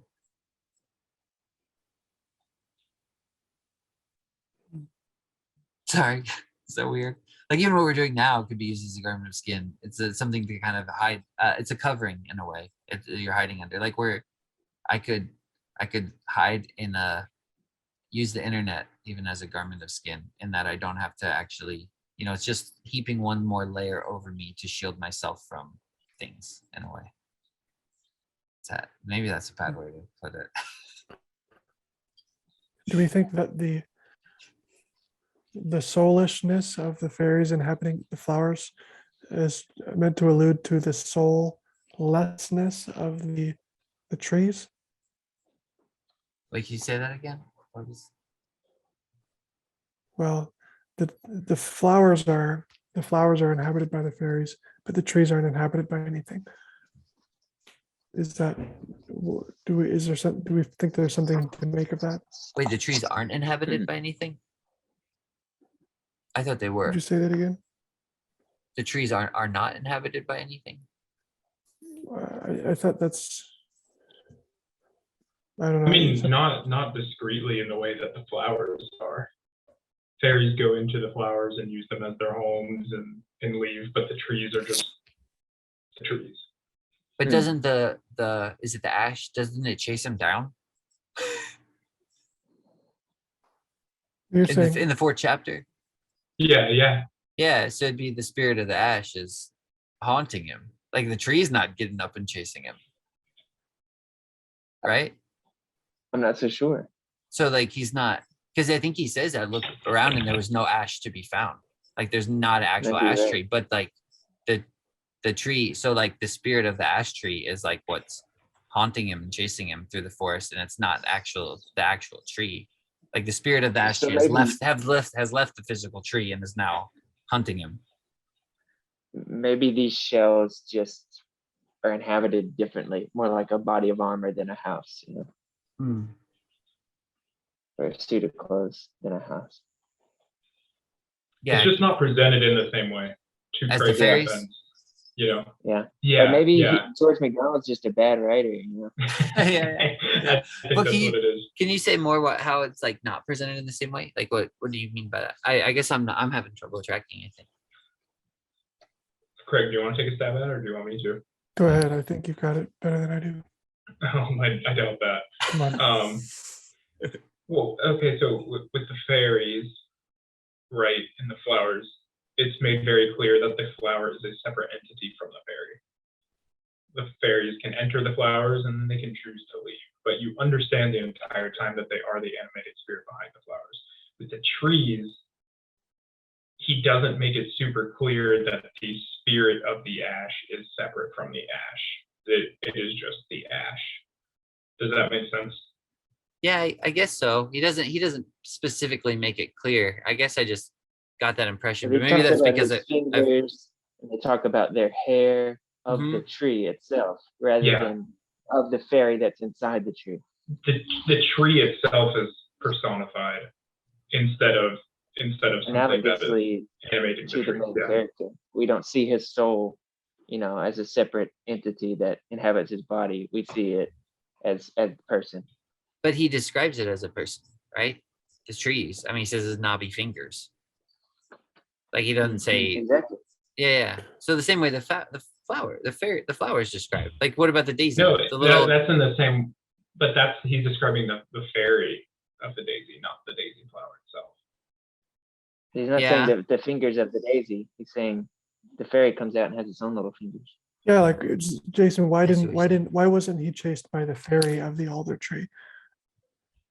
I thought he was. Well, Jason's saying he was. I thought he I was. didn't get that on my first That's read. what I thought. You may be right. You may be right. You may That's be what- right. I did not think that. I thought it was the actual tree, or just like Oh yeah. something else. Like the image of the tree even was haunting him or something, not like the Yeah, actual spirit. that's Okay. what I thought. Yeah, Yeah. I was thinking it was the actual. I mean, I was thinking, I guess maybe both in a way, like because he says in order to understand, what does he say about the flower? He says, let's see, just as you could, just as you could from some idea of nature of man, from looking at the kind of house he built, if he followed his own taste, so you could, without seeing the fairies, tell what any one of them is like by looking at the flower till you feel that you understand it. For just what the flower says to you, would the face and form of the fairy say, only so much more plainly as the face and human figure can express more than the flower. So I would thought it was kind of the same thing with the ash and the alder. Like you could look at the ash tree until you understand it, and just engage in it everywhere you can, and then you'd get a sense of the fairy of the ash tree or something. So it comes from the physical it's like birth, both working together. You're looking at the physical representation, you're engaging in it and everything, and learning from it, trying to understand it, and then that's helping you recognize the face of the fairy, of the tree, in a way. That's what I thought, but I mean, it could be off on that. But then he describes whatever this is chasing him as like a vampire, which is very strange. But I think that has something to do with, so what did he say here? By looking at the flower to understand, for if he followed his own taste, is what he says. So like the man building his house, if he followed his own taste and he was honest with what he wanted to put into his house. So like maybe that's why he saw it as a vampire, because he does talk about it as almost being like a leech type of spirit. I don't know why. And even the beech tree talks about it the same way. She said he would want you to be buried at his roots, because there's a greed, that taste for blood or something behind it. Like the vampiric spirit is somehow connected to whatever this tree is or something. Goodness, sorry. I feel like my mind's bouncing all over here. He says, Made it sound like this. they are disagreeable, selfish creatures. What horrid men they will make, if it is true. But this one has a hole in his heart that nobody knows of but one or two, and he is always trying to fill it up, but he cannot. That must be what he wanted you for. I wonder if he will ever be a man. If he is, I hope they will kill him. So I think she says somewhere in there, maybe it's before that, where she said, he would want you to be buried at his roots or something like that. No, she does say that. She does say that. Because she says maybe that will make him. That's what he wants to do. Yeah, It's I'm right not- before what you read. Yeah, okay, yeah. What does the horrible ash want with me? I'm not quite sure, but I think he wants to bury you at the foot of his Yeah. tree. Yeah, so even there she says, like the ash, it's like the ash is separate from the tree. She says his tree. So This it's like, was- Hmm. There's another part where he's in this chapter where right before they go outside the cottage, it says, "But now the daughter returned with the news that the ash had just gone away in the southwesterly direction. And as my course seemed to lie eastward, she hoped that I would be in no danger of meeting him if I departed at once. I looked out the little window, and there stood the ash tree. To my eyes, the same as before, but I believe that Hmm. they knew better than I did and prepared to go." that's a Good good- job. You yeah. can't get in the cage with the guy who's read the book 5 times. You're You're not gonna win. that's sorry. I do think there is a distinction though, right? Like it's very obviously not But- the same thing as the fairy. So even like at the very beginning of chapter 4, some of the garden flowers had wandered in. This is as he's walking into the woods. Some of the garden flowers had wandered into the wood and were growing there and there along the path, but the trees soon became too thick and shadowy for them. So there is like Yeah. Yeah, there's a different there spirit. is a divide, right? Yeah, he makes even a distinction between the fairies of the flowers and fairies of the garden and the fairies of the Mhm. flowers of the wildflowers. And she says the fairies of the garden resent the wildflower fairies. That's true. That's Because true. it's like there's a different, and they're more, he describes the garden fairies as more like playful and mischievous and everything. And I think what in the book he's walking through the land of fairy, so there's like what he says the fairies of the garden are the fairies that are, I think, from because that we're most familiar with in our stories, like the cute little fairies that we picture in our heads. But like there's this show, it's like a series, it was on BBC, called Jonathan Strange and Dr. Norrell. It's actually like I've enjoyed it a lot, but there's a fairy in that, and it's just this guy who shows up and he's super freaking like creepy, and he just seems like you can tell his morality is completely different than people's, and he just looks kind of strange, and he's not like a normal fairy we would picture in like Peter Pan or something. So it's like it seems like there's all these different fairy spirits that are like, there is a clear distinction like you're talking about between the garden ones and the ones of the trees, but I think they still, like he calls them all, or they're at least associated with fairy type spirit. Do we think that MacDonald is leading us to feel like the other people in Fairyland can see the fairy of the ash, etc., but he, with his untrained or unseeing eye, cannot?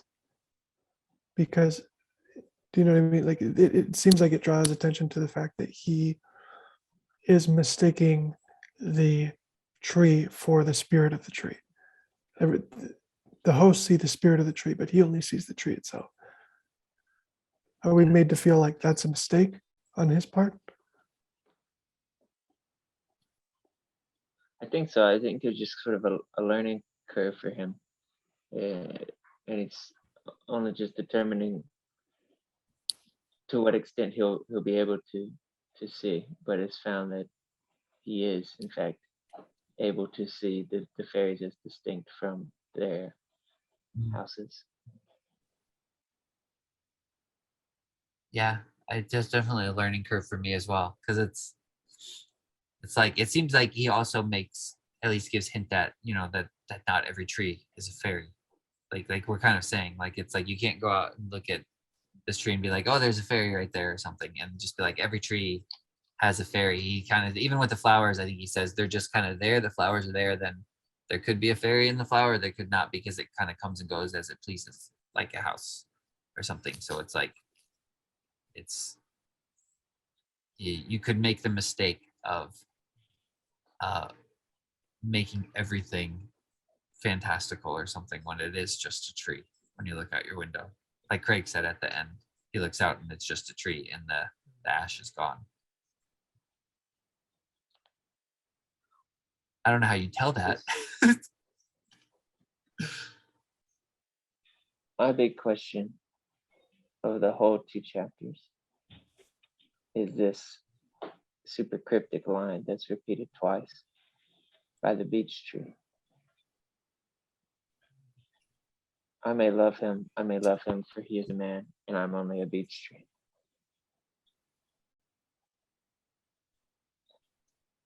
I would have been fine with it if it weren't repeated again to close the chapter in his memory. But I'm super curious as to what you guys think that might mean or be all about.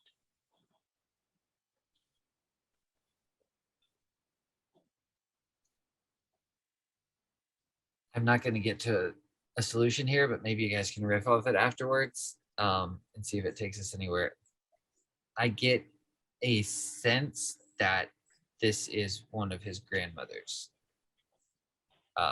Like you weren't in the last conversation, but when he enters I think you watched it though. When he enters he encounters a lady, and she says grandmothers plural. And then when he meets this lady in the oak house, like I highlighted that part because I hadn't noticed it before, but it's really out of place. And he comes into her house and he says, where is it? It says, it's right after she says, I should be ill. She continued, if I do not live on the borders of fairyland, whatever, eat of their food. And then she says, you may be further removed too from the fairy race. Then weird little part, he says, I remembered what the lady had said about my grandmothers. So like she takes him in, gives him food, clothing, and then he's like, it seems like that lady is a grandmother as well. Like it's like the motherly spirit. But like I said last time, the mother of mothers or something. So I get the sense that maybe this tree is embodying that grandmother or motherly spirit somehow. And I don't know if that helps to get at that answer. I don't really know why she says that. Maybe that's connected somehow. That seems really sound. I don't know why it didn't occur to me. Well, it's very obscure. I don't think it occurred to me either until I was like done the book the second time probably. And then I was like, oh, this is the same thing. Why the wording, that like I'm allowed to love him, right? Is I may love him. Am I just getting the wrong sense about this? I don't think you are. I hadn't noticed that, but I like that. You pointed that out. I may love him. I may love him.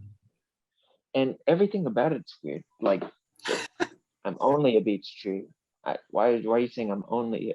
Well, I guess she does say that she feels like a human is superior. So maybe that's where the only comes in.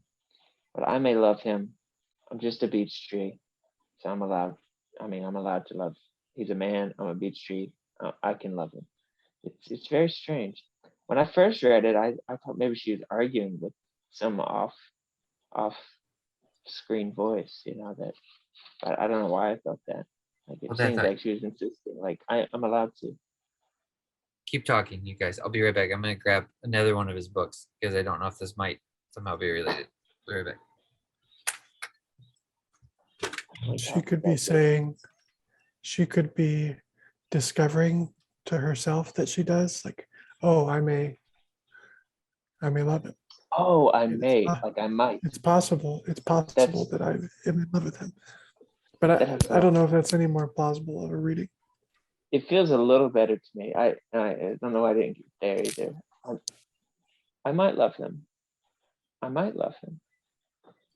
For he's a man and I'm only a beech tree.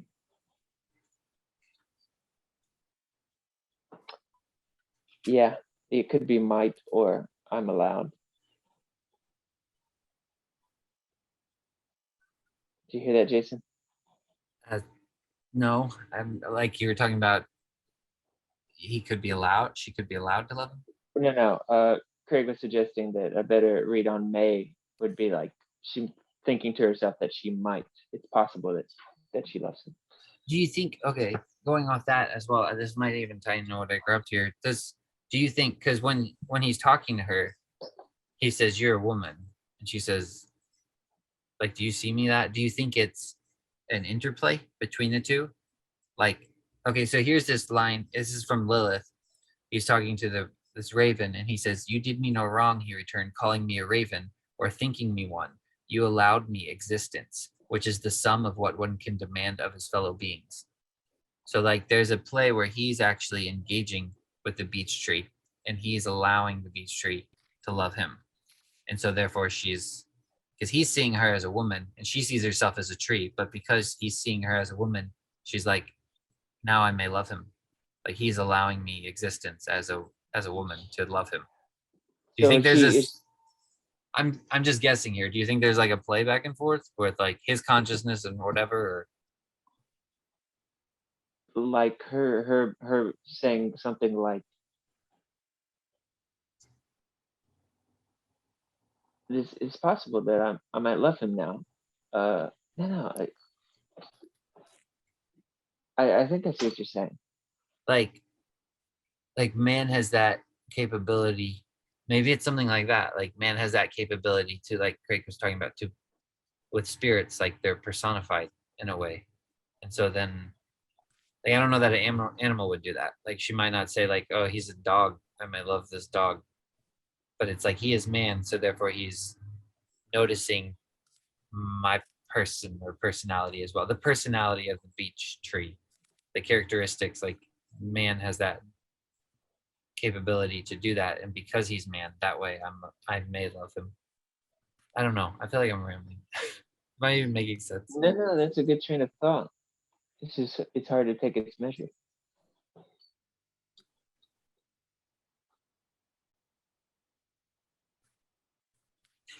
I've talked way too much this whole thing, guys. So you guys keep going. It only feels that way to you, man.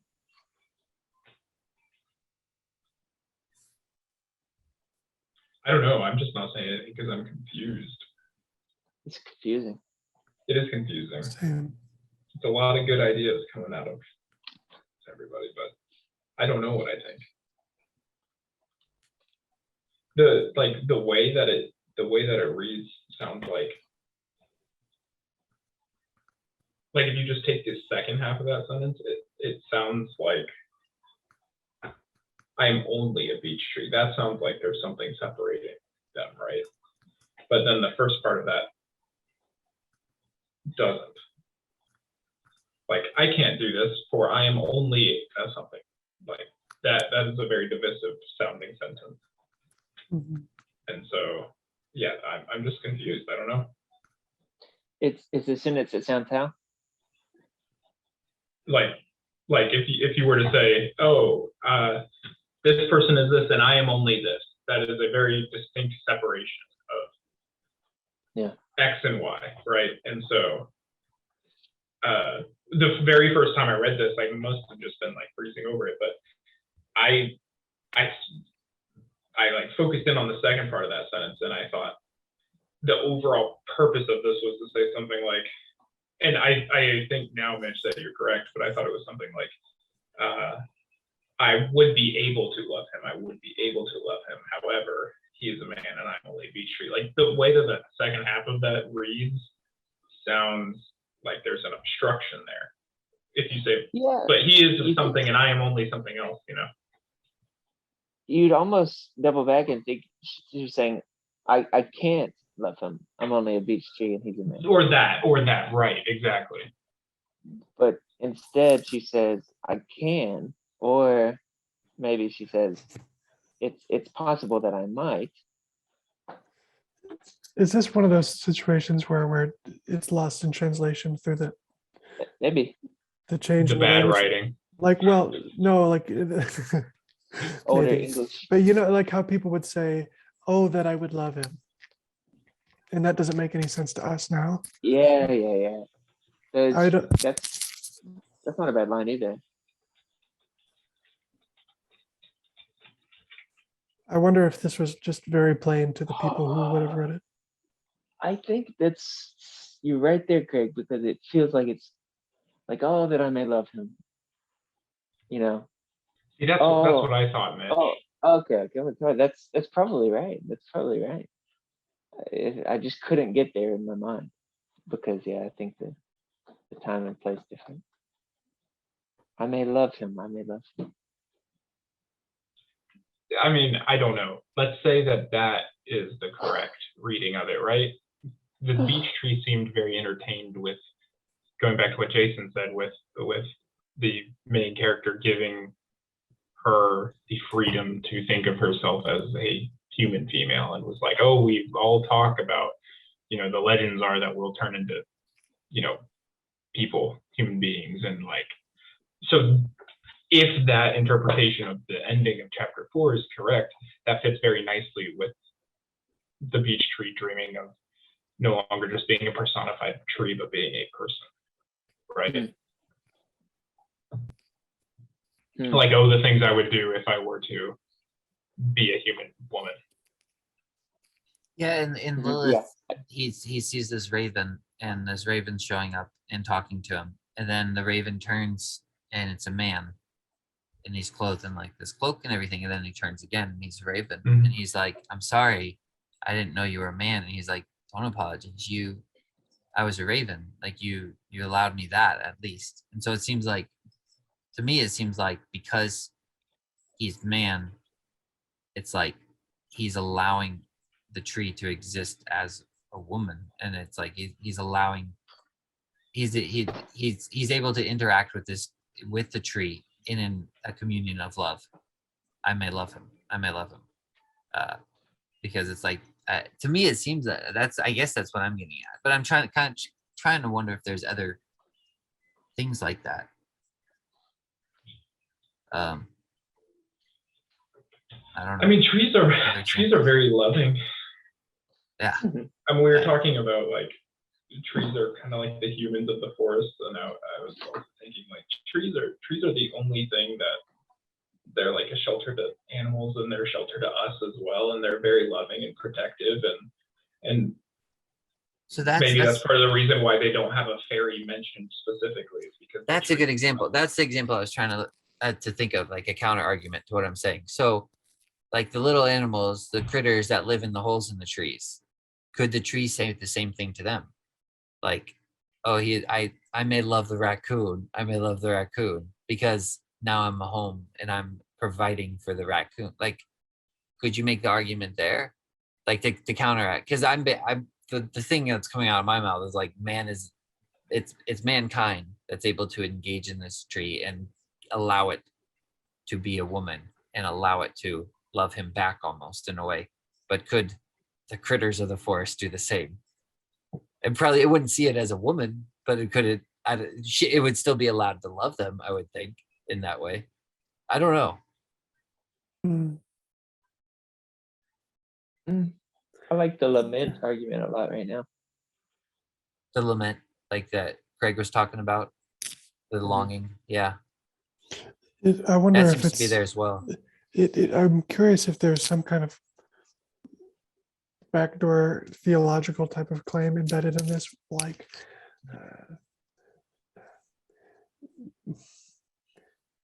we have this imagery of, these inanimate things like the rocks and trees kind of yearning to cry and kind of be whole. And in fairyland, there's this kind of like this intermediate state where they almost do.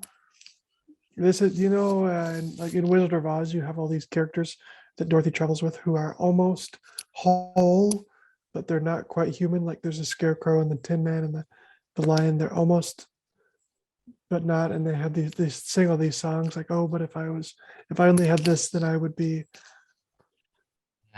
Yeah. And she says, I'm not sure what I am only a beech tree. Yeah. Mm-hmm. Yeah. Well, I could see that too. I mean, that's kind of a fun trail to chase down.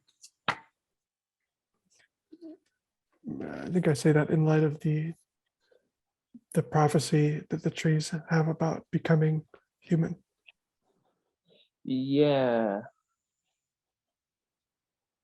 But I long to be a woman for all that. That's what she says in there. It says, when he's talking about her being a tree, he says, you are a very, very beautiful woman. I think he says, you are a woman, I return. Do you think so? Am I very like a woman then? You are a very beautiful woman.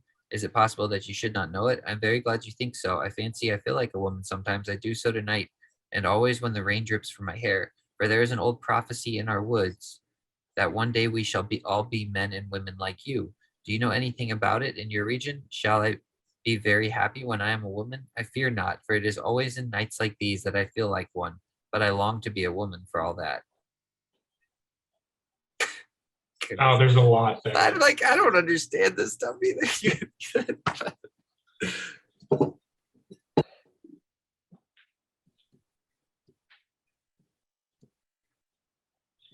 I don't know. This is all shooting in the dark, and I actually should probably get going kind of soon. I have a little bit of work to finish up tonight.